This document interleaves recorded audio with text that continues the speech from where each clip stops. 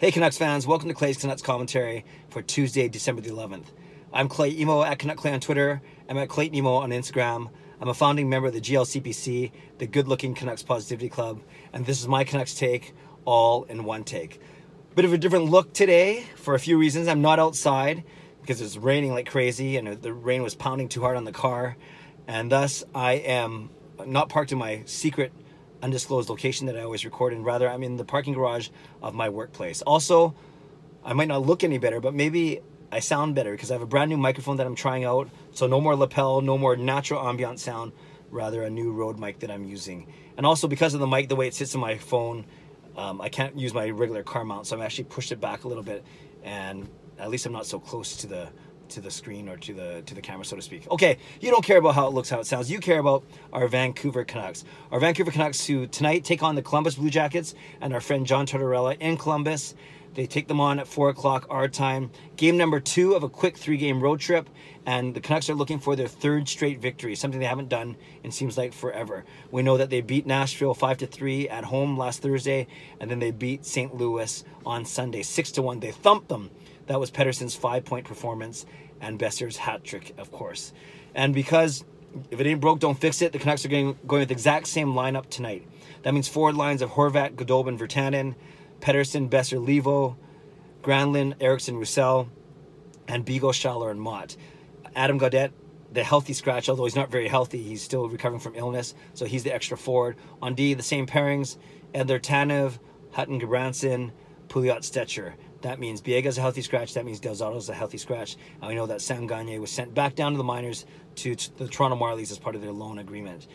Jacob Markstrom makes his 2nd straight start in net after beating St. Louis, and Anders Nilsson backs him up. So not much to say when it comes to the lineup. Baertschi's getting close to returning. Hopefully he's practicing, and Sutter's still a little while away.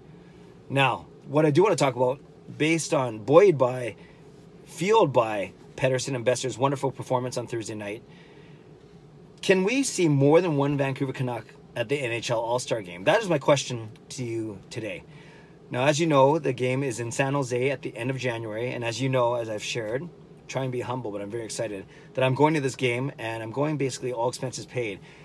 We have comped hotel and tickets to the game and the skills and the fan fest, so to speak, and then I also was sponsored in a roundabout sort of way for my flight. So in essence, it's not costing me much of my own money for this trip in January, so I feel very blessed about that.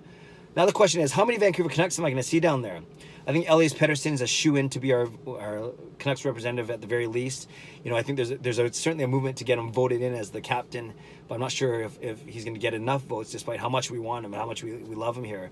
It could be Connor McDavid. Who knows? It depends how the voting goes. But for the Pacific Division, we know, like any other division, they get 11 players, 6 forwards, 3 D-men, and 2 goalies. So 11 players, and we know that every single team has to be represented by at least 1 player. So if you do the math, that means in a simplistic way, all the Pacific teams, all 8 of them, get to send 1 player, and 3 of those teams get to send a 2nd player. So it would be basically 2-2-2, and then 1-1-1-1-1, and that's the 11 out of 8 teams. Doesn't mean you have to max out at 2. Remember that Tampa Bay Lightning had, I think, 4 guys playing on the Atlantic squad last year as the host city. So maybe San Jose gets 2 or 3 guys this year because they're the host and they are playing well. You know, maybe it is guys like Carlson and you know, a couple of their forwards that might make it. Or maybe Calgary's a team, actually, now that I think about that, will have more than 2 guys because Gaudreau and Monahan and Tkachuk are all lighting it up, and then Mark Giordano, of course, on the blue line, one of the league's highest scoring defensemen. So I could see, maybe Tkachuk's too young, but Pettersson might make it, but I could see it being, you know, Gaudreau, Monahan, and Giordano from Calgary. Maybe you get multiple guys from Vegas or Anaheim, all teams that are ahead of the Canucks in the Pacific Division standings. So as much as I'd love to see Elias Pettersson and maybe a Brock Boeser because of his recent hot play, or maybe a Bo Horvat because of his amazingly consistent play this season, I'm not sure if that's going to happen. Boeser, you know, he got injured, he missed almost a whole month, so while he's almost at a point per game clip, maybe he doesn't have the same consistency, or he hasn't played as much games as a lot of the other forwards in the Pacific Division. And Horvat, he's been consistent all year. He is also almost point per game, future captain, all those things, but has he done enough to crack the forwards, you know, the top 6 forwards of the Pacific Division. Because I think we'd agree the Canucks aren't going to place any of their D-men as the 3 D-men. They're not going to place any of their 2 goalies as one of the 2 goalies on the Pacific Division squad. So if the Canucks were to bring multiple players, it would have to be a second forward. Elias Pettersson and either Besser or Horvat. But then you look at all the forwards, all the good forwards in the Pacific Division. You look at, you know, like I said, the 2 or 3 guys from Calgary.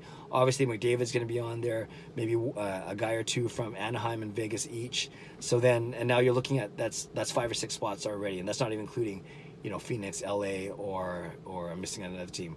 No, just Phoenix or LA. So, you know, there's a lot there. And given that the Canucks are so far down in the standings, in the Pacific Division standings, it's kind of, I find it hard to believe, or it would be a stretch to think that they would replace 2 players in the 11-man roster. But we can be hopeful.